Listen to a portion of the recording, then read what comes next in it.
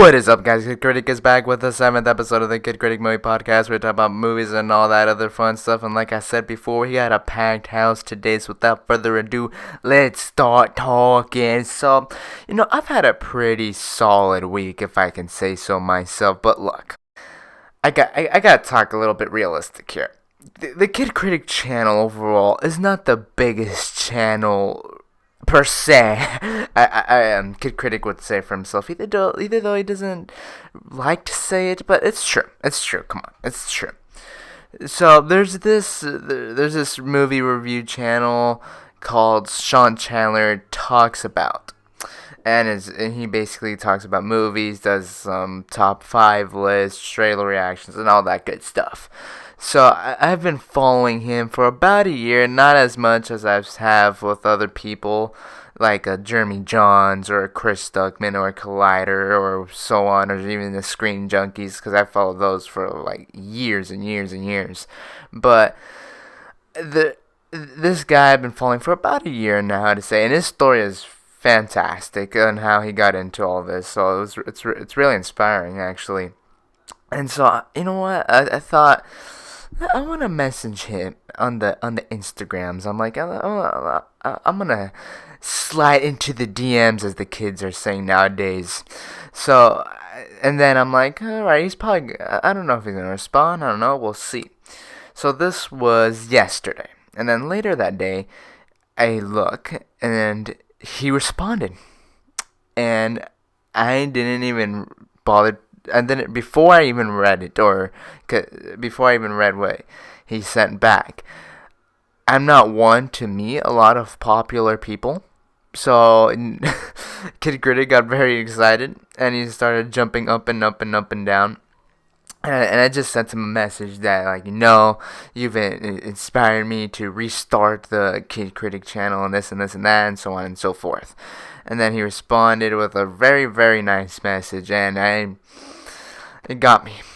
I gotta admit, it got Kid Kritic. But anyways, I thought that would be a pretty nice story to share. So anyways, and if you have not checked out his channel is Sean Chandler Talks About. It is a very, very, very, very, very good channel all about movies. So with that said, let's move on. Now, while I was on the interwebs today, I noticed like actors, I won't say which actor specifically, so that way I won't give it away, giving away spoilers. Get this, spoilers for Hobbs and Shaw. Now, I'm not gonna give them away, though they gave them away, so at this point, what is the point? But I'm gonna be nice, because it's only been a week. It has only been a week, and they're already giving out spoilers, because there are some big surprises in this movie that are fantastic, and they're just giving it away. I'm like, what? It's only been 7 days since this movie has come out, and I've seen a certain trend, not just with Hobbs and Shaw, but you could just go back to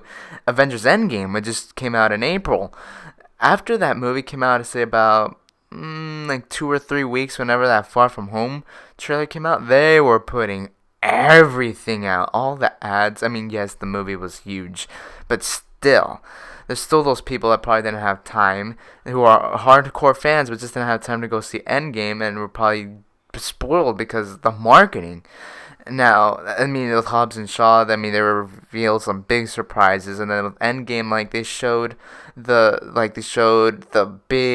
portals scene already. They showed Tony dying and stuff. It's like, what the heck? I personally, if I did not see the movie, I'd be like, I'm trying to avoid these trolls trying to spoil these movies, for these big blockbuster movies for me, but not have to look out for the people putting out the movie. It's like, really? But anyways, I definitely think that's an issue that needs to be fixed, but whatever. But I picked up something. You know how I like to talk about the stuff that I picked up, whether it's from Blu-rays, movies, Funko Pops, collectibles, so on and so forth. So this is a Criterion Blu-ray. Criterion Blu-ray of 7 Samurai. Now, prepare your ears, folks, but I've never seen Seven Samurai, and I'm sure a bunch of people haven't, but I have not seen Seven Samurai, and it was 50% off, so I'm like, I gotta get my hands on that. And this, even though I haven't seen the movie, looks utterly fantastic. It looks brilliant. I love like it's a box set with a booklet that kind of gives information on the making of this movie. Then it has obviously the Bluray and stuff, and just the way it looks is fantastic. I mean, just the way it feels so like luscious and amazing. Like I love putting like this stuff against my face. It just feels so great. But it definitely looks really, really, really cool. Now, if you guys have not seen this, you can just search up Seven Samurai Criterion Blu-ray, and it'll probably be there. I think the original price was $50, but that was at Barnes and Noble. But I got a good discount on that. But anyways, definitely a good pickup. So that's what I got when it comes to the stuff I got this week. So last weekend, I was watching a movie that I haven't seen before, and it goes by the name of The Town, directed by Ben Affleck, also starring Ben Affleck. Now, many people have seen the movie. I haven't until last weekend. And as I was watching it, I love the movie. The movie is fantastic. I see what everybody's talking about, and while I did love it, it just made me even more bummed that we could have gotten an awesome Batman movie directed and starring Ben Affleck. Because, look, you can give as much poo-poo as you want to Ben Affleck, but in my opinion, Ben Affleck was awesome as Batman. Is he the best Batman? To be honest, I'm yet to figure that one out, and I don't really think he got the opportunity to shine.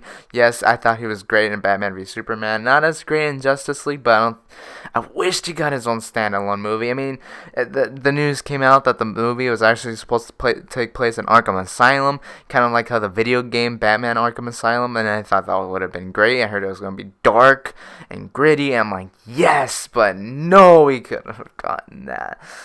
A little sweet and sour while I was watching The Town, because it was great, but man, it just would have been fantastic if we were to get a Batman movie by Ben Affleck. Now look, I'm still excited to get this Batman movie because I love Matt Reeves, but again, I'm not familiar with Robert Pattinson's filmography, but what I've seen, he looks like a solid actor, especially with that Lighthouse movie coming out. So I am still excited for that, but man, we could have gone that bad. But anyways, moving on, I gotta give shout-outs to a couple people. Now, the first shout-out I gotta give is to Guillermo del Toro. If you guys did not see, he got his star on the Walk of Fame on Hollywood Boulevard. I mean, that deserves an absolute applause, because I mean, first of all, he is a fantastic director. I mean, The Shape of Water was just utterly brilliant. Pacific Rim is probably one of the most underrated movies of his, to be honest. And then the Hellboy movies, and then Pan's Labyrinth. I mean, this guy is fantastic. And he has Nightmare Alley, which is going to be rated R, by the way, which is great. I mean, I love Guillermo del Toro, so I just thought I would give a nice shout out to him. He's just one of the best directors right now, to be honest. I put him on par with Alfonso Cuarón. He is just brilliant. Now, another person I gotta give a shout out to is to my man, Danny Trejo, aka Machete. Now, I don't know if you guys saw this, but he was like a superhero. I don't know if you guys saw this, but basically, he saved this toddler say around that age, from basically a car that was flipped over, and then he Super Machete, as I like to call him. He went for the rescue and basically ended up saving the child who was stuck in a car seat, and it is absolutely amazing to hear, especially with all like this horrible things that have been happening lately. It's awesome to get news like this, especially from Danny Trejo. But anyways, I just gotta give shout outs to those two guys, because amazing, absolutely wonderful. So I saw this online. I think it was this week, I believe, or last week. So It Chapter 2, it comes out in a month. I already got my tickets. So excited to see that movie. 2 hours and 45 minutes of raw, gritty, rated R horror with Pennywise, the clown, the killer clown. Yeah, That is what I call a fun time at the movies. I already know it. So basically, I don't know if you guys saw this, but the Alamo Drafthouse, which I've never been to one, but I'd like to go to one. But they're doing a special screening where you have to dress up as a clown to go see It Chapter 2, a preview screening. Now, to be honest, I want to see this movie so bad that I probably would dress up as a clown. I mean, I don't know if you have to show credentials, to be honest, but first of all, I mean, as somebody who's really scared of clowns, I would be terrified even of my own self. Like, if I dressed up for Halloween once as a clown, and I was terrified of my own costume. So, I mean, the clowns are absolutely horrifying, but I mean, watching a clown movie with a bunch of other clowns, I mean, that would give me some second thoughts, but that could be also really, really fun. I mean, I don't know how like detailed you have to be. I'm sure you have to be pretty detailed. Like get the mask, the red nose, the big shoes, and all that good stuff. But anyways, I've never seen that before. Absolutely crazy. But you know what else is crazy? In just an absolutely disgusting way.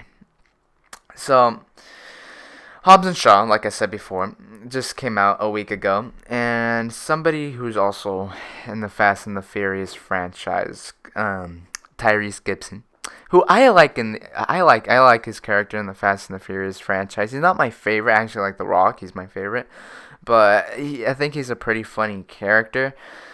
So, before, say, a year ago, right, I believe, when they started discussing about doing a spin-off, he started to get very butthurt about them doing a spin-off movie, and then the whole Vin Diesel, The Rock drama, and then the Tyrese Gibson, The Rock drama. It was just absolutely insane, and then the video of him crying, it was insane, and just idiotic, to be honest, to say the least. Which, by the way, I don't know if you got, just to go off on a little bit of a tangent, but it's related to this topic. There's this thing that came out where the actors were arguing about how many punches their characters were getting in this franchise. I'm like, come on, really? I mean, there's so many other issues that you're talking about, how many punches your character is taking in these movies. I mean, come on, that is utterly ridiculous. But anyways, back to what I was talking about. So, he started rambling how, like, this movie was a failure and so on and so forth. I mean, you guys can search up the comments. I mean, it's moronic, to say the least. I mean, dude. This guy is not Tom Cruise, alright? I mean, even if he's Tom Cruise, I mean, he's not a guy who has multiple successful franchises. I mean, other than the Fast and the Furious franchise, what else is he known for? That Four Brothers movie with Mark Wahlberg?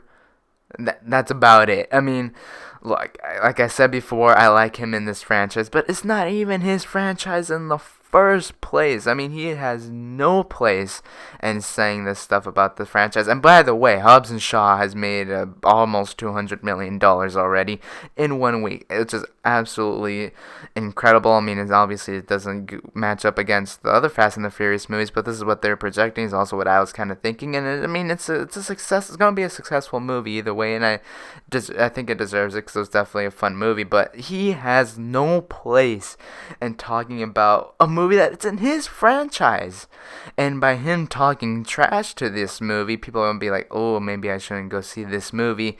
Or maybe in any of the next Fast and the Furious movies, which might even impact him. And then The Rock's going to be like, jokes on you. Now, to be honest, if I were a producer, I'd be like, I don't want this guy. I mean, if he's going to be talking trash about his own franchise, I am not having him on my franchise, because this is not the word of mouth I want. And especially Universal, when you have a movie out right now, you have one of your actors who's in the same franchise, like I've said a million times, talking trash about your franchise. I mean, no, absolutely no. And for a franchise that is about family, sure, has some family issues now, it's absolutely...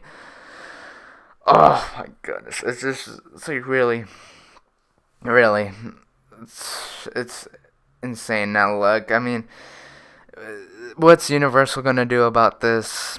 Probably nothing, because history has proven that they did nothing before when he opened his mouth, but he's exactly like his character in the Fast and the Furious franchise, and somebody said maybe he's a character's actor. Who knows? But, I mean, absolutely idiotic comments. It's dumb. Absolutely dumb. But, so, anyways, something else that I saw today. So basically, obviously we know Aquaman 2 is coming.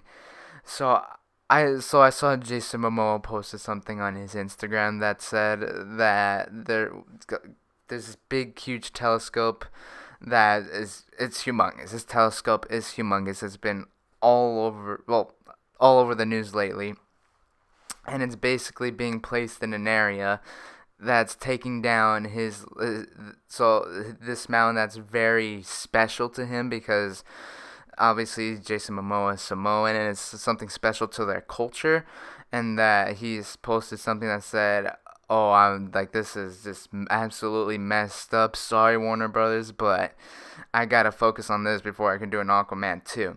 And I respected that. I think that's awesome. I mean, it's not like they're shooting Aquaman 2 anytime soon, because James Wan's doing his movie, so it'll be a while before he gets to Aquaman 2. I think probably by the midpoint of next year. But I saw a comment on this, and the person said, "Grow up, you big baby. This telescope is way more important than your land." Really? Really? It's like, come on. It's basically saying, how would you like it if I got a bulldozer and bulldozed through your home? That's basically what what would he say to that? But anyways, it's moronic, absolutely moronic. But I have total respect for Jason Momoa for doing that. I think he's an awesome guy. I mean, that guy is absolutely insane in a great way. I mean, he's not like the world's best actor. I mean, nowhere near that. But he's definitely a fun actor to watch on screen. Definitely a fun presence. But anyways, moving on from that, we got some news. We got some news that came out last weekend about one of the best actors of all time, Sylvester Stallone, re-teaming up with the man, the myth, the legend himself, Dolph Lundgren, excuse me. But anyways, these two big fellas are re-teaming up to do a series now. However, Sylvester Stallone plans on not being in front of the camera. He actually plans on being behind the camera. Now, obviously, he's had experience behind the camera, but it's not official whether he's gonna direct one of these episodes for this show. But it was taken to Netflix and Apple. I don't know which service got it. If Apple was to get it, I think that would be huge, especially when they plan theirs, because I don't really know what they have on their slate once they launch their streaming service. But I think this is absolutely fantastic news. I mean, you have Dolph Lundgren and Sylvester Stallone re-teaming up since the Cold War. Yes, and I expect Eye of the Tiger to show up at some point during this show, but I don't know much about this story, but I hear Dolph Lundgren and Sylvester Stallone re-teaming up. Absolutely, so I'm definitely hyped about that, and I'm sure everybody else in the world is hyped about that. So I finished watching a show that I talked about last weekend by the name of The Boys, which is on Amazon Prime, and I said I was about 6 episodes in, and I was loving this show. That I was just dug it. It's something that we've never seen in the superhero era, I would say, in the last 20 years or so. So I finished watching it. And again, this show is utterly brilliant. It's one of the best. It's one of the best things on television right now, and probably some of the best TV we've had the whole year. It is absolutely fantastic, and it's actually one of the most binged shows on Amazon in the first 2 weeks, which is great. We're obviously gonna get a season 2. We better get a season 2, because by the ending, if we don't get a season 2, I'm gonna be very upset. I'll be like, what the heck, Amazon? But so I'll talk a little bit more, not as much as I did last episode, but I'll talk a little bit more about The Boys. But Karl Urban, again, fantastic. I'm not going to give any spoilers, but that moment in that grief meeting was amazing. And then that bench scene was absolutely amazing. Karl Urban is fantastic. And then the father-daughter scene. There's a father-daughter scene in this movie that was just heartbreaking, that obviously, and it had a terrifying ending to that storyline. Now, again, I have no spoilers here, but that scene was just like, wow. But one of the probably funniest moments, but at the same time horrific moments of the show was that dolphin scene. Again, no spoilers, but that dolphin scene had me laughing and crying at the same time. That's all I'll say about that scene. Homelander. Homelander.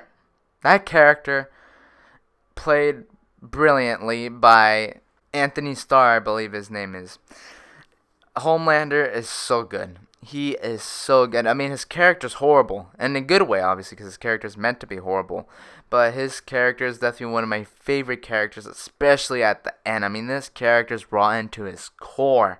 It is disgusting, and at the same time, he's one of the best. Just like how in Game of Thrones, Ramsay was a fantastic, but yet just horrifying person or character in the show. But and like just like Joffrey, but Homelander is just wow. Like, And there's a scene in the last episode of this show that it had a lot of Winter Soldier isms, like just the way it was lighted and the way the scene was playing out. It felt a little bit like Winter Soldier, and I'm sure you guys will notice it once you guys watch that final episode. But that ending scene, oh my god. When it comes to seeing things coming, there's times where I'm like, oh, I didn't see that coming, but there's other times where I'm like, whoa, where did that come from? And this was definitely one of those moments where I'm like, what? Where did that come from? I mean, it was a great ending to a fantastic first season of The Boys. Hopefully, I'm crossing my fingers that season 2 is just as good as season 1, but I love The Boys. Make sure to check it out on Amazon Prime. It is just utterly fantastic. Everybody is so great in here. The characters are amazing, and there's no good characters, like good guys. I mean, there's no good guys in this show, and to be honest, that also makes it even better. To be honest, but I love this show. It's definitely some of the best television we have on TV right now. So moving on to another superhero property by the name of Venom. Now, last week or this week, because I believe I posted it this week. On the last episode, I talked more about Venom 2, and I talked about the possible directors and who I'd like to direct between like Andy Serkis, Travis Knight, and I kind of forgot the other person that was supposed to direct it. I know. I mean, my memory was just gone from that episode. But Andy Serkis, who I like very much, like I said before, he is going to be our director for the sequel of Venom, for Venom 2. Now, again, like I said before, I knew he was most likely going to be chosen. And it's funny because as soon as I posted it, I got the news that Andy Serkis was going to be the director, and I was like, oh, great. But I'm like, okay, I mean, I'm not hopping up and down. Like, if Travis Knight was directing this, I'd be like, yes, he's one of my favorite directors. But I definitely think Andy Serkis has the experience from the Lord of the Rings films for the romantic, because I don't think it was a rom-com movie that he did that he was good. And then from Mowgli, which I'm split on that movie. There's some really good things that I think he did with that film, but at the same time, there's some things that I was not thrilled with. But overall, I'm still divided with that movie. But I hope he does a great job with this movie. I love Andy Serkis. I mean, what he did with Caesar to Gollum, and you can say what you want, but I thought he was good as Snoke, even though Snoke didn't live up to his potential, but we can talk about that all day. And then we also got the news that Tom Hardy is going to be one of the co-writers for Venom. I'm not huge when it comes to actors co-writing or writing their own movies, kind of like the Ezra Miller thing when they don't have as much experience. Now, obviously, you got to start off somewhere, but especially with a big budget film like this one. Now, Tom Hardy has some writing credits for some TV show that I have not heard of by the name of Taboo. Oh, actually, I have heard of this show. Now, I haven't seen it, so I don't know if he's good in that era or category. So, I mean, this movie could turn out to be total garbage or amazing, just like any movie could be. But, I mean, does Andy Serkis give me more excitement Yes, I'd say it moves up the needle a little bit, but as much as a Travis Knight would have, probably not. But I'm good with this news. I mean, I'm not thrilled with it, but I'm good with this news. I love Andy Serkis as a director. I'm still like, I don't know yet. And then with Tom Hardy co-writing, okay. But Michelle Williams is also gonna come back. Now, I wasn't the biggest fan of her character, not her fault. I think she's a terrific actress. But I just think that her character didn't have enough to do and didn't really have enough depth in her character. So hopefully Andy Serkis can, really dig into that. So, anyways, moving on. This Disney Plus thing. I mean, we've been talking about The Mandalorian, the MCU television shows, and all that other stuff. The Lady and the Tramp, live action, if you want to call it, remake.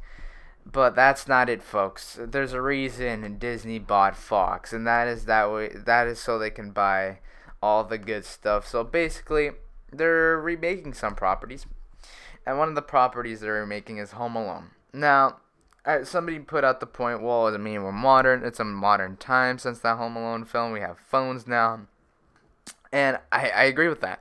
You definitely have to be a lot more creative with this movie than the first one. However, if they do find a great storyline that's not like, I mean, it's basically a rehash, but that makes no sense since we have phones. But if they do find something that makes sense and is creative and is not just a rehash of Home Alone, either though, I mean, the character has to be Home Alone, but if they do find that, I think this movie could be lots of fun. However, I mean, I'm not thrilled with this. I love the first Home Alone. Home Alone 2, Lost in New York, by the way, one of the most underrated movies of all time. I have a great time with that movie. It's also the same thing, but I still have a great time with that movie. But I mean, as somebody who's a fan of the first Home Alone, I am with a lot of people. I'm not huge on it. I mean, a lot of people poo-poo on remakes, but hey, The Departed was a remake. So nobody is talking about that. There's a bunch of great movies that are remakes. But, I mean, I don't know. I'm just, again, like I've said, we're in more modern times. I don't know if this movie's going to end up being a forgettable mess or it's a forgettable rehash of the original. Or, I mean, again, who knows? This movie can be amazing, but as of right now, I'm just not thrilled. But they're also bringing back Night at the Museum and then The Diary of a Wimpy Kid stuff, which I've actually read some of those books, and they're fun books. I mean, they're not amazing, but they also talked about Planet of the Apes. Now, at CinemaCon, they were talking about Deadpool, Alien, and Predator, and then they also brought up Planet of the Apes, but nobody was really talking about that. But then they talked about Planet of the Apes again and how they're going to continue Planet of the Apes. Now, they're probably, I don't know how far they're going to continue, because obviously once the original Planet of the Apes comes in, they're probably going to go up to that point, I'm guessing. But I love the Matt Reeves. Well, Matt Reeves directed two of them, but I love the Apes trilogy. I think they're bloody brilliant. Some of the best films we've had in the last decade, and probably the best trilogy that we've had in a while. Up there with the Dark Knight trilogy, and up there with the Lord of the Rings trilogy, and so on and so forth. I love the Apes trilogy. Now, I'm definitely not as hesitant with this as I am with the Home Alone, because I think you can do a lot with this Apes trilogy. Now, the only thing that I'm worried about is that they do the same thing, but with Caesar's son. And spoiler alert for War for the Planet of the Apes, but Caesar dies at the end. And if they do the same thing with the son, it makes me a little bit worried. But again, you can do like some awesome spin-off stories with some other apes or humans off in a different part of the world that can be really cool, like in Africa or in Europe or like some tropical place or like, I don't know, Brazil or something. Like, I think that can be really cool. Maybe we can get something in Antarctica, who knows. And I think that it could be very interesting if they are creative with this. But again, with all these like remakes, if they change it up, and if they change it up, it could definitely be something really cool. But if they don't, and are just lazy with it and just making it, to grab attention and make money off of it, then I mean, it doesn't make me excited. Now you can say, well, you loved Lion King, and that was basically the same thing. But I'm very biased with Lion King, I'll admit to that. I mean, they changed some stuff, Lion King, but not everything. But I still love Lion King. I don't care. But with Home Alone and Apes, I mean, we've seen it before. I mean, That's the thing when you compare like Apes to Lion King. Lion King was not a sequel. Apes, what they do with Apes will be sequels. Now I'm excited because I love the Apes trilogy so much, and as far as Home Alone and those other ones go, and I don't care for Night of the Museum, and I don't care for the Diary of a Kid. And as far as I'm concerned, I don't really care for Home Alone either. But Planet of the Apes, I am interested. I am definitely interested if they put some creativity into it. Now, at the same time, they also brought out some bundles that they're gonna that for Disney Plus, and they're saying they announced a $12.99 bundle for Disney Plus, Hulu, and ESPN Plus. Now that is a fantastic bundle. Now what I've heard is that you basically save $5 off of that, which is pretty good. But you don't get the Hulu with no commercials. You get the Hulu with commercials. But either way, that is fantastic. I mean, Hulu has lots of great stuff. I mean, I don't have Hulu, but I hear Handmaid's Tale is fantastic. And the ESPN Plus, you got lots of sports stuff there. And then Disney Plus, I mean, you got a lot of stuff there, as we've talked about over and over and over again. But I think that's a pretty good deal now. I am one of those pessimistic people that would be like, oh, this is only going to be a matter of time before they raise up the prices from like this $12.99 to I don't know what price, or the original price for Disney Plus from $6.99 to I don't know $15.99 or something like that. But I am surprised. I'm actually really surprised they came out with numbers as low as these ones. But I am definitely excited for Disney Plus. Either though some of this stuff I'm like, yeah, but The Mandalorian and all these Marvel shows, I am definitely in. And Disney has a big catalog, especially now with the Fox stuff. And speaking of Fox, so Fox, especially when it comes to the superheroes like Dark Phoenix, and mainly Dark Phoenix, that's the only one they've had come out this year.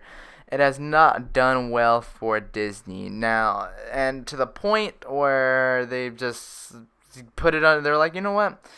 We gotta put a little bit of our pixie dust on here. We gotta just slash. We gotta just slash it and give it to Kevin Feige and see what he can do with it. Now that includes Deadpool and all of their Fox superhero properties. Now X-Men, we already knew. Fantastic Four, we already knew because they already mentioned that. Deadpool. I said before, there's characters like a Venom that I don't care if there are or not. Deadpool's nature is rated R. His raunchiness is absolutely rated R. His cursing, the sexual content, everything is rated R. Deadpool's nature is rated R, and they've already established the rated R nature of Deadpool. Now, you could again, if they're creative with it, they can make something really good with like his character. Interacting with other characters like a Thor or Peter Parker, or Captain Marvel, or some other character, or Old Man Rogers would be hilarious. But I just want Deadpool to be by himself. I'm tired of superheroes being in this huge cinematic universe. That's why one of the reasons I'm so excited for Joker. Not only because it looks so amazing, but I love the MCU. I want the Fantastic Four in the MCU, to be honest, but the X-Men I don't want to be in the MCU, and I don't want Deadpool to be in the MCU either, because I don't want every single superhero to be in a cinematic universe. I want them to have their own thing and just not be a part of this huge thing, because then it just might turn into a mess.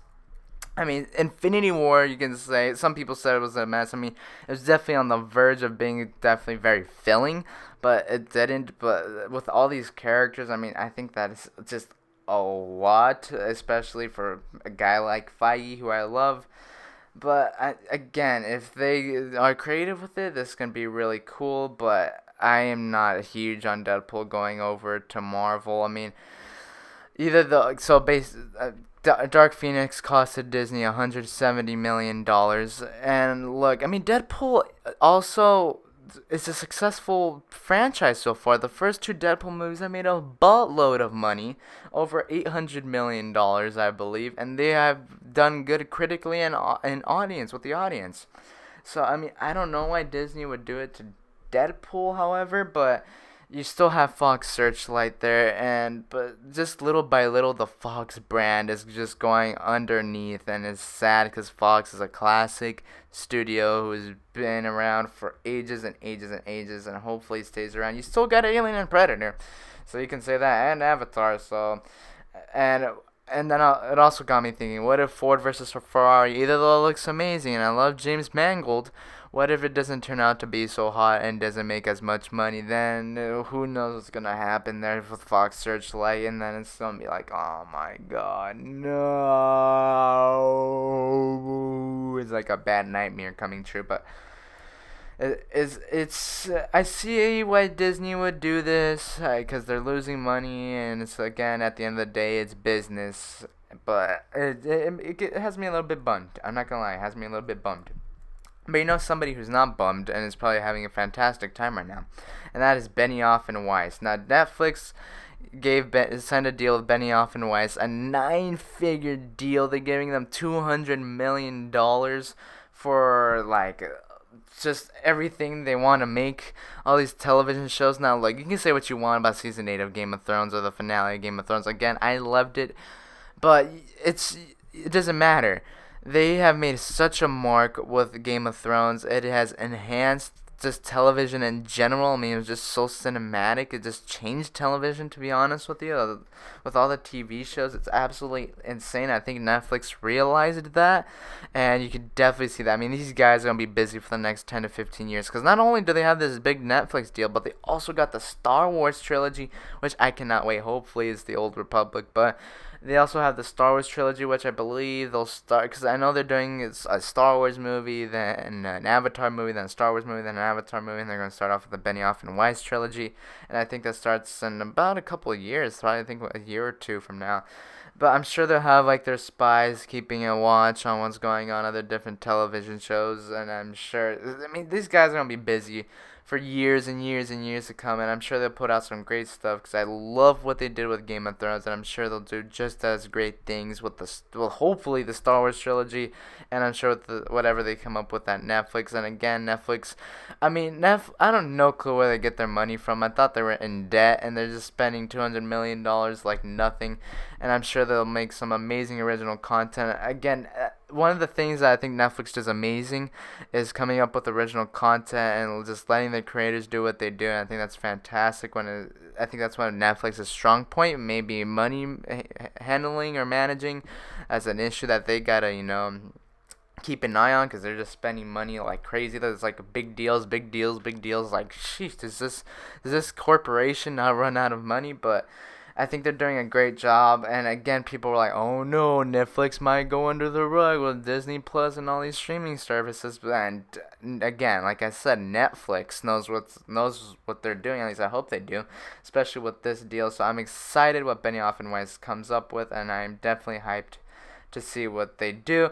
So a trailer came out this year that I did a trailer reaction on, by the way, on the Kid Kritic Channel. Make sure to check that out. By the name of Honey Boy, which is actually written by Shia LaBeouf and stars Shia LaBeouf, and also stars Lucas Hedges. Now, I heard of this movie before it came out, and I saw this trailer. If you guys did not see my trailer reaction, I really enjoyed this trailer very much. I definitely like the feel of it. And now a lot of people poo-poo on Shia LaBeouf, and I get why, but he is a brilliant actor. I want to see that movie on Peanut Butter Falcon. This Honey Boy actually has 100% on Rotten Tomatoes. It has like 38 reviews, but it has 100% on Rotten Tomatoes.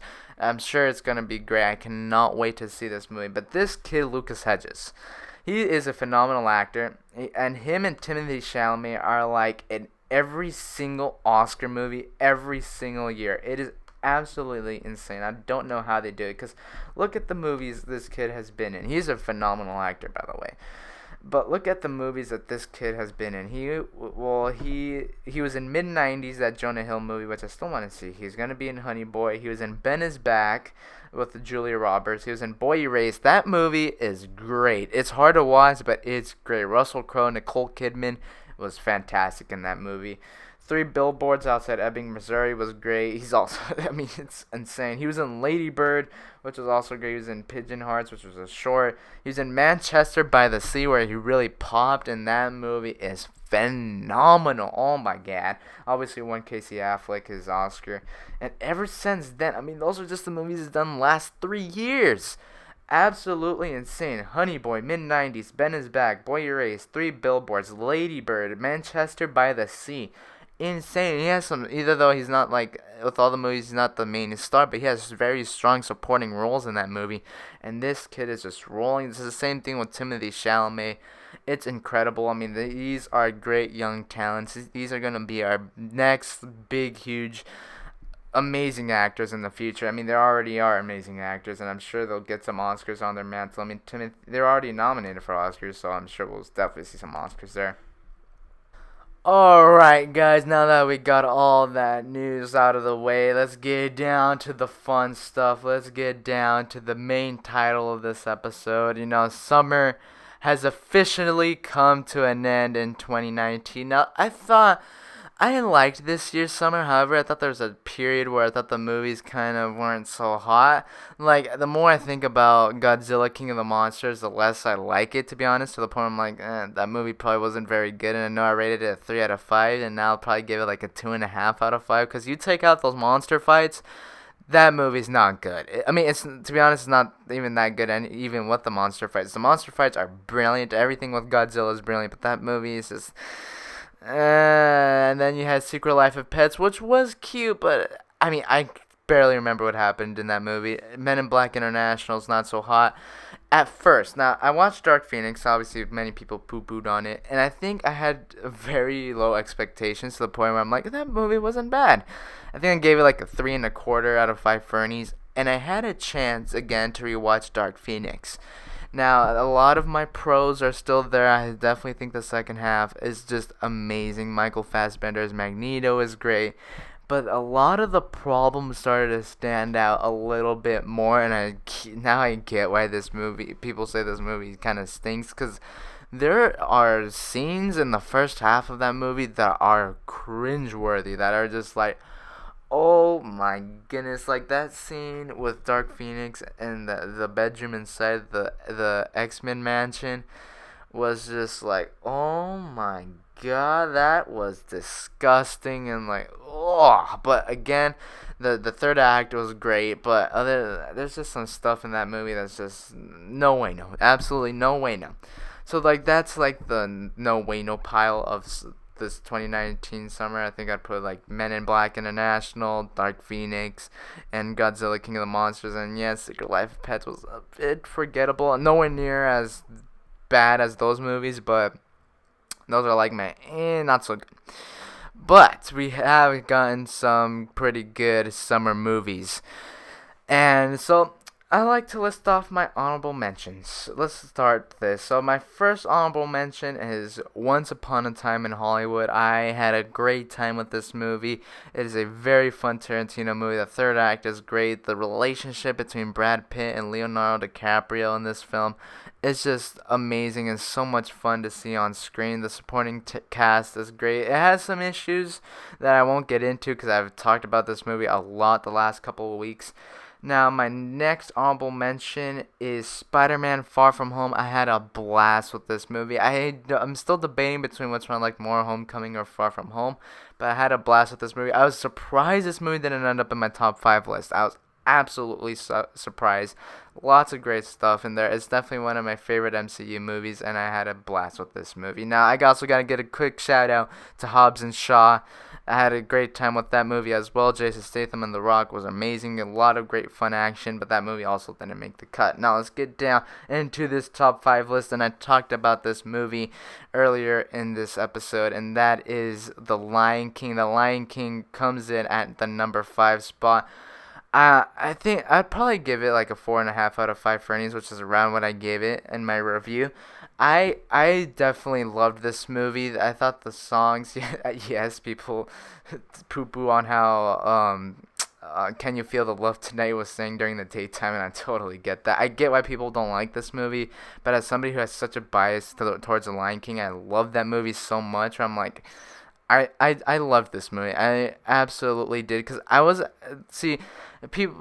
Home Alone, I have different expectations than when it comes to The Lion King. Like The Lion King, I was expecting to see the same thing with some different things inside of the lore. With Home Alone, that's a different story. But with The Lion King, that's definitely what I got. That there were some great moments. I think he probably could have added a little bit more things that I probably changed it up a bit from the original, but I loved The Lion King. The soundtrack I thought was really cool. The music was great. The voice talent was awesome. The CGI and the effects were just absolutely off the charts, game changing as most people have described it. Now, coming up at number 4, I caught this movie pretty late, a month late. That's why I didn't really do a review on it, because it was already way too late to do a review on this movie, and that is Rocket Man. I wanted to see this movie so bad, and I finally had the chance to see it, and oh boy, is this movie fantastic. I put it up there with Bohemian Rhapsody, and you guys know how much I love Bohemian Rhapsody. Rocket Man was great. It definitely is a lot more ballsy than Bohemian Rhapsody is, and Taron Egerton, this guy is a stud. He is amazing in the Kingsman movies, and he is amazing as Elton John. He transforms into Elton John. Is he as good as Rami Malek? To be honest, I put them pretty almost even, to be honest. That's how I loved this movie. It was ballsy, the stuff that they showed of his life. I think they balanced the fantasy stuff with the real life stuff pretty well. Richard Madden is great in this movie. This film is absolutely phenomenal. If you have not seen Rocket Man, it is great. It's not only one of my favorite summer movies this year, but it's one of my favorite movies overall this year. I adore Rocket Man. It is so good. If I were to rate it, I'd probably give it a 4.75 out of 5 Fernies. I love this movie. Now another film. Now look, this is a definition of a summer movie, and that is John Wick Chapter 3 Parabellum. Comes in at the number 3 spot, which is a little bit of a coinky-dink. I love this movie. It's so much fun. I know I gave it a 5 out of 5 because I was just on that John Wick high. I don't think I'd give it a 5 out of 5 now, but that movie is so much fun. The action is insane. The action is absolutely insane. Keanu Reeves owns the role of John Wick. I mean, all the action is just so entertaining to see. Halle Berry was so good in this movie. There were some good surprises in this film. The storyline just goes off the rails, and it's just tons of fun. It is bloody, it is gory, and the final fight in the third act it's fun. It is so fun. The mirror fight was, oh my god, the third act is so good. All the fights in the third act were great. I mean, from the final action sequence, I won't give away yet because it's been fairly recent since the movie has come out. And then the mirror action scene was just so great. And again, with swords and motorcycles.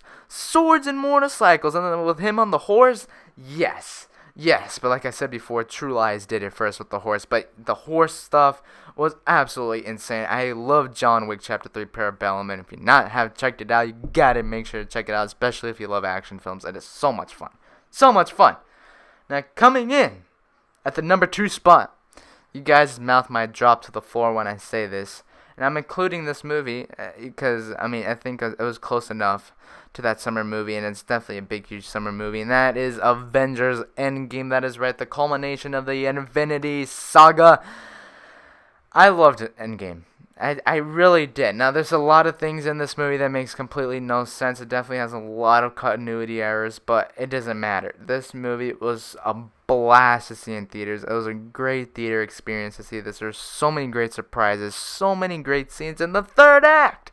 The portal scene is just absolutely thrilling, and I mean, there's even some great dramatic scenes from that scene with Tony when he comes back from space, and obviously the funeral scene was definitely impactful. From Happy, that burger scene was from Cap getting the hammer too, it just gave me absolutely nerd chills, and that movie was just a nerd's dream.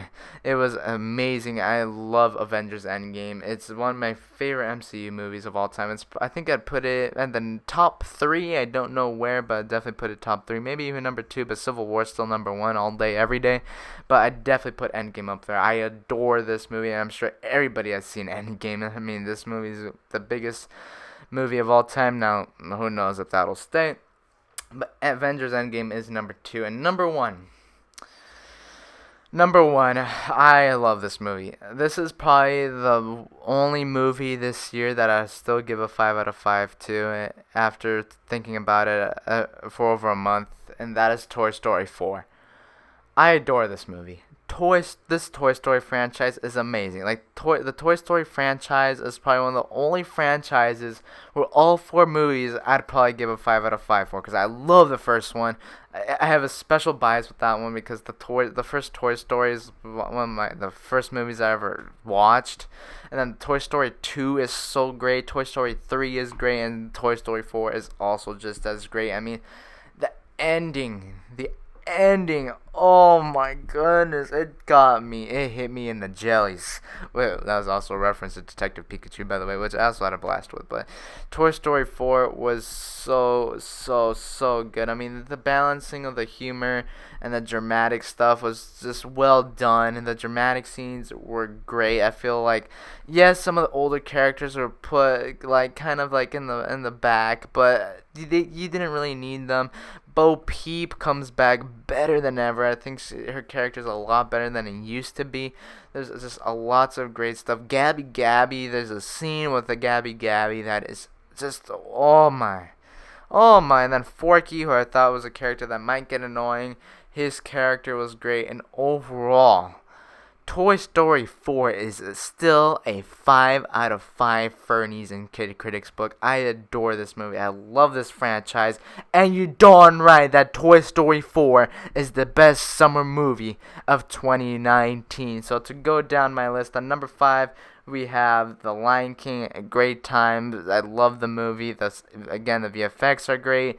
I think they did a great job of capturing some of the classic scenes and the classic songs. And you can say whatever you want about Can You Feel the Love Tonight? Rocket Man. It's one of the best movies of the year, not just of the summer, but it's one of the best movies of the year. Taron Egerton carries the movie. He's so good in this film. I mean, Rocket Man is utterly fantastic. John Wick Chapter 3, that's the definition of a summer movie. That's why I put it above Rocket Man, to be honest. Rocket Man is certainly the better movie, but that's why I put it over Rocket Man, because it's the definition of a summer movie. It is just so much fun. Then Avengers Endgame, I mean, I've talked about it a million times. It is so great. And then number one, you got Pixar's Toy Story 4. And again, this movie, it made me laugh. Made me tear up a little bit all at the same time, and it was probably one of my favorite theater experiences ever. I got a chance to watch it at the El Capitan. I never saw a movie at the El Capitan until Toy Story 4, and boy, it was just amazing. Maybe the experience has something to do with it, but I adore Toy Story 4. So yes, that is my list, and we have a lot to look forward to, and I thought I'd take some time to look to see what else comes out for the rest of this year. Now, we have a lot. I mean, not just Oscar movies, because, I mean, I love my Oscar movies, but you also got some other great, big, huge movies. I mean, obviously it was Star Wars and The Joker and Terminator and so on. So the rest of this month, not counting this weekend, so next weekend we have 47 Meters Down, which I hear actually doesn't sound too bad. You have Angry Birds 2, which actually has like an 82% on Rotten Tomatoes. You have Good Boys. Good Boys looks hilarious. I don't think comedies have done so hot. We're seeing less and less comedies, to be honest with you. Like more and more, less and less comedies lately, which kind of sucks. I mean, you had Long Shot, which I still haven't seen. Then you had Booksmart, but like a straight up comedy, you don't really get those anymore. So I'm definitely hyped for that.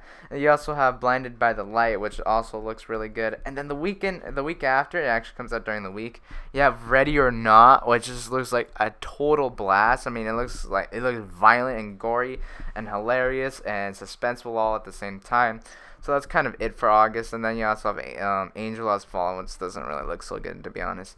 And then you go into September, and the first weekend of September, you got It Chapter 2. We talked about it a little bit. I cannot wait for that movie. The ensemble cast is great, from James McAvoy to Bill Hader to Jessica Chastain. Some newcomers that look great. And then Pennywise, the dumb little clown. I mean, just goodness gracious. And the weekend after that, you have Goldfinch. Now, I talked about the trailer a little bit, but I liked the trailer, even though, I mean, it's kind of confusing at the same time, but it also has a fantastic cast, and I'm sure it's going to be up for Oscars. You also have Ansel Elgort in there too. And the weekend after, you have Ad Astra, which I cannot wait for. This week, the weekend of September 20th is huge because you have Ad Astra, Downtown Abbey, and probably the best movie of 2019. It's gonna be your Best Picture winner, Rambo: Last Blood. I cannot wait for this movie. I can't believe it comes out in almost a month. I cannot wait for Rambo. I'm probably going to do it back-to-back. I mean, I don't care for Downtown Abbey. I'm sorry if you're upset, but I don't really care for Downtown Abbey. But Ad Astra and Rambo: Last Blood is going to be probably an amazing back-to-back. Hopefully Ad Astra's good. The trailers are alright, even though there's so much, but it looks pretty solid. It kind of looks like Interstellar, but I like Brad Pitt and Tommy Lee Jones, even though my guess is probably not going to be in the movie very much. And the weekend, September 27th, you have Abominable, and that movie, it looks like a pretty cute animated movie. I don't know if I'm going to see it. The Hunt, I saw a trailer came out for that movie, and I hear it's pretty good. And then you have Judy. I did a trailer reaction to this for the second trailer, and I totally forgot about this movie. And it's the biopic of Judy Garland. It looks great. It looks just utterly fantastic. I cannot wait to see this movie. And then the weekend after, you probably have my second most anticipated movie of the year, and I dare to say it's probably even up there with The Rise of Skywalker, and that is Joker. Joker looks, oh my god, it looks great. It looks like a love letter to Martin Scorsese, and I adore Martin Scorsese. Something different with Todd Phillips. I mean, I love what they did with The Hangover.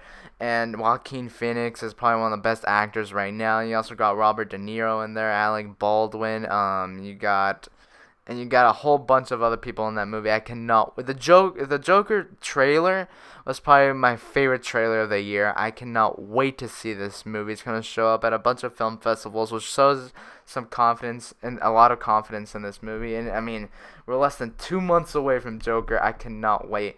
Then the weekend after, we have The Addams Family, which the trailer actually looks pretty cool, but I'm not a huge fan of The Addams Family. But that definitely looks interesting. And then Gemini Man is probably going to be the movie. That movie definitely looks like a bunch of fun. Just first of all, the de-aging in that movie is probably some of the best de-aging I've seen. I mean, who knows if it holds up in the movie, but the action looks great. Ang Lee, Will Smith, heck yeah. And then the week after, you have the Jay and Silent Bob reboot. I'm not huge on Jay and Silent Bob. But that Friday, you have Jojo Rabbit, which is Taika Waititi's movie, which I'm definitely going to see, and I'm probably going to have to do another back-to-back because you have Jojo Rabbit and Zombieland Double Tap. And you guys know I'm a huge fan of the first Zombieland film. It is a total blast, and I'm sure that's going to be a fun, and absolutely insane and idiotic weekend between Zombieland Double Tap and Jojo Rabbit. I mean, come on. So that's kind of it for October. I mean, that's a pretty good October. And then the first weekend of November, you have Terminator Dark Fate, which I'm in the middle still with it. I don't know. But I'm like, I hope it's good for the sake of the Terminator franchise. I mean, for all we know, after this movie, if this movie just doesn't turn out so hot, Bob Iger's going to take out the axe and axe it, and he's going to say, "Hasta la vista, baby." I wasn't trying to do an Arnold impression, but let's pretend I never said that. But let's just hope that movie's good. The weekend after is going to be an amazing weekend because you got Doctor Sleep. If you guys did not know, The Shining is my favorite horror film of all time. I dare to say I'm just as excited for Doctor Sleep as I am with It Chapter 2, if not more. I cannot wait for this movie. The trailer, I was just drooling over the trailer, even though I haven't even read the book. I was drooling over the trailer. You have Obi-Wan Kenobi himself, Ewan McGregor in this. I love him, and I cannot wait to see this movie. You also have Midway, and I loved the trailer for this movie. I might even have to do another back-to-back. I'm telling you, it's insane. And then you have probably the Best Picture Oscar winner right here, Playing with Fire with John Cena. That looks absolutely horrible. But in limited release, you also have Honey Boy, which I talked about. So I mean, I don't know if I'm gonna be able to watch that one because you have all these other movies coming out. But the weekend after, You have Charlie's Angels, which I don't really give two hoots about because I'm not a Charlie's Angels fan. But you also have Ford versus Ferrari, which looks amazing. So that's also going to be a pretty fun weekend. And then the weekend after, I mean, we just talked about this movie not that long ago. Oh my god, actually. This weekend's huge. The weekend of November 22nd. You have 21 Bridges with Chadwick Boseman, produced by the Russo brothers. That movie looks really good. And then you have A Beautiful Day in the Neighborhood with Tom Hanks, which looks insane. I cannot wait to see that movie. And then you have Frozen 2. Now, you can poo-poo with whatever you want on Frozen. It just got so popular to the point where people poo-poo on the movie. I like the movie. I don't care. I don't care what you say. Kid Kritic likes Frozen. I don't care. Now, Frozen 2, oh my god, that's a packed weekend. And then the weekend of Thanksgiving, you have the Knives Out, which the Rian Johnson film with a great ensemble cast from Daniel Craig to Chris Evans to Jamie Lee Curtis to Toni Collette. I mean, you have a great ensemble cast in there. And then you have Queen and Slim, which is another movie with Daniel Kaluuya, which the trailer looks really good. So that movie, that looks great. I mean, November is packed. November, October, September is packed. I mean, that is absolutely insane. So the first weekend of December 6th, you have the Playmobil movie, and whatever. And then the weekend after, you have Jumanji: The Next Level, which I cannot wait because I think the trailer looked really good. I had a blast with Jumanji: Welcome to the Jungle, so I'm sure this one's going to be a lot of fun too, hopefully. And December 20th, everybody's most anticipated movie of the year, Cats, comes out. Now, look, a lot of people also just fart all over that trailer, but who knows, that movie can be something. But you also have probably, it's my most anticipated movie of the year because I'm such a huge Star Wars fan. That is Star Wars: The Rise of Skywalker. I mean, you have all these rumors coming out. I mean, the Shmi Skywalker thing with Rey, I gotta talk about that real quick. That theory, I don't know how people have the time to come up with these crazy theories. I mean, they must be sitting in their basement and be like, what theory should I come up with this Star Wars? I mean, probably because, like, the news is with Star Wars has been slow. I mean, who cares? But the Rise of Skywalker, I'm definitely hyped for it, but get that Shmi Skywalker stuff out of here. And I swear if there's time travel in this movie, I'm going to flip. But maybe they do it well. I mean, it's very rare you see that happening. I mean, there's even errors in Back to the Future, which is one of my favorite movies of all time. But I cannot wait for The Rise of Skywalker. I loved that trailer for Rise of Skywalker. Palpatine, heck yeah. And then the day of Christmas, you have 1917, which looks amazing. The Sam Mendes movie. It looks like a lot of fun. And then you have that Spies in Disguise movie with Will Smith and Tom Holland, which looks fine. They have Little Women, which has a great ensemble cast. I don't believe the trailer has come out for that movie, but that movie also looks like it's probably going to get a bunch of Oscar potential. And Just Mercy, which I've heard of. I've heard of that movie, but I don't know anything about it. But like I said before, we got a loaded rest of the last of the we got a loaded, let me say this again, we got a loaded second half of the year from all these big movies, from Rise of Skywalker to Terminator to Zombieland Double Tap. Oh, I totally forgot, I didn't even see this. The weekend of October 18th, when Jojo Rabbit and Zombieland Double Tap, you also got Maleficent 2, which is insane. So, I mean, from that to Zombieland to Maleficent, which I don't really care, to Frozen 2, to Jojo Rabbit, to It Chapter 2, to Doctor Sleep, to all these Oscar movies like Ford versus Ferrari, to Cats. I mean, come on, to Jumanji: The Next Level. We got a bunch of fun stuff. To 1917, we got such a Rambo Last Blood. Gotta put in there. And then Judy. I mean, we got a bunch of good stuff. The Goldfinch. And then, obviously, I gotta talk about The Irishman, which is also gonna go on Netflix later this year. I mean, people, it's just, come on. We got a great second half of the year lined up. Hopefully, it goes amazing. I mean, I'm sure some of these might be disappointments. I mean, we're kind of bound for that when we have highly anticipated movies. Now, I cannot wait for the rest of this year. Tell me, are you guys excited for the rest of the 2019? I think we've had a pretty solid year so far. I wouldn't say it's amazing, but we've had a pretty solid year so far in movies. So with that said, guys, that is it for episode 7 of the Kid Kritic Movie Podcast. We talked about a bunch of stuff, from Disney Plus to the Tyrese Gibson drama, to the Benioff and Weiss stuff, to the Honey Boy trailer, to the Fox stuff, to my top 5 movies of the summer in 2019, to what we have for the remainder of 2019, for the movies of the remainder of 2019. So with that said, guys, as always, don't forget to start following the Kid Kritic Movie Podcast, because it's an amazing movie podcast in my opinion. So as always, don't forget to subscribe to the Kid Kritic channel on YouTube. Also follow at Kid Kritic 1 on the Instagrams. And with that said, look out for the next episode of the Kid Kritic Movie Podcast, where we talk about movies and all that other fun stuff. And you guys know what I'm about to say. Peace.